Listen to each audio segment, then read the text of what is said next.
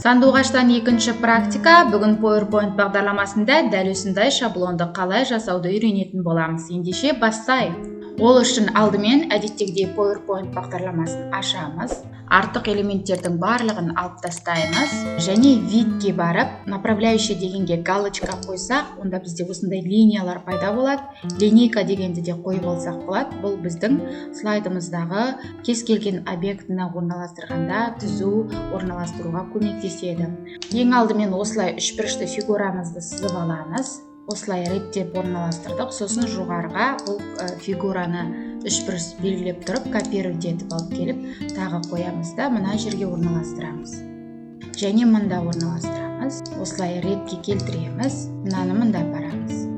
Мына жоғарғы жағында үшбұрыштың осындай сары нүкте болады.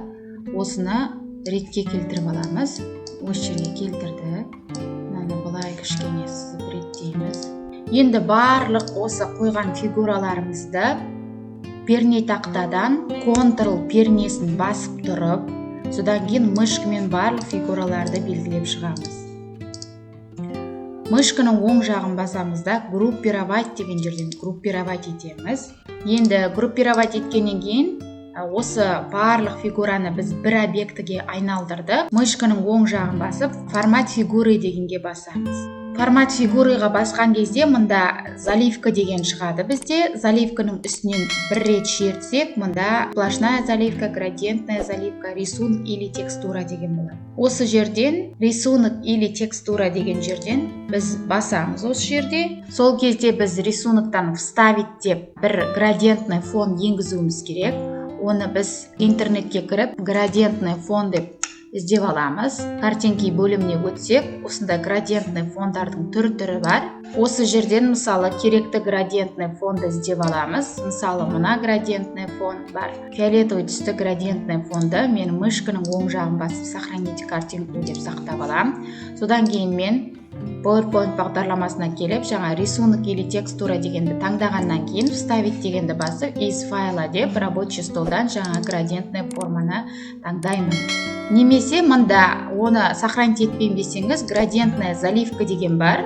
Осы жерден сіз өзіңіз түсті таңдап, мына жерге направлениесін таңдап, мында типін таңдап, және де мына жерге түс қоссаңыздар болады. Міне цвет деген жерден бір рет басып, түс қосуға болады. Астындағы прозрачнысын кішірейтіп, үлкейтіп, яркысын да кішірейтіп, үлкейтіп, осылай сияқты етіп, тағы да түстерді қоса отырып, түрлі градиентный фон жасасаңыз болады. Енді біз жаңағы группировать еткен объектімізді группировать деп, разгруппировать етіп тастаймыз. Содан кейін осы слайдымыздың дублировать етеміз. Дублировать еттік. Енді екінші дублировать еткен слайдыма келемде, кішкене слайдымызды мына жерден кішірейтіп үлкейтуге болады.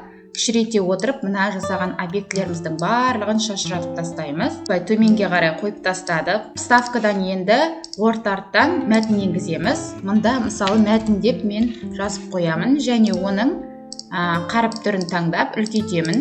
Ортаға қарай мен орналастырдым. Мәтін деген жерге енгізіп, мында мен бір 3D объекті қойсам болады. Вставкадан трехмерные модели деген жерден мына бір смайликті әкеліп вставить етейін. Бірінші слайдымызға барып, переходы бөлімінен трансформацияны таңдаймыз. Екінші слайдымызға барып, тағы да трансформация таңдаймыз. Енді біздің слайдтарымыз дайын болды. Слайд-шоу бөліміне барып, сначала деп қарайық. Міне осылай шықты. Және осылай шықты. Сонымен бүгінгі практика сіздерге пайдалы болды деп ойлаймын. Қайталап жасап көріңіздер, кәделеріңізге жарасын.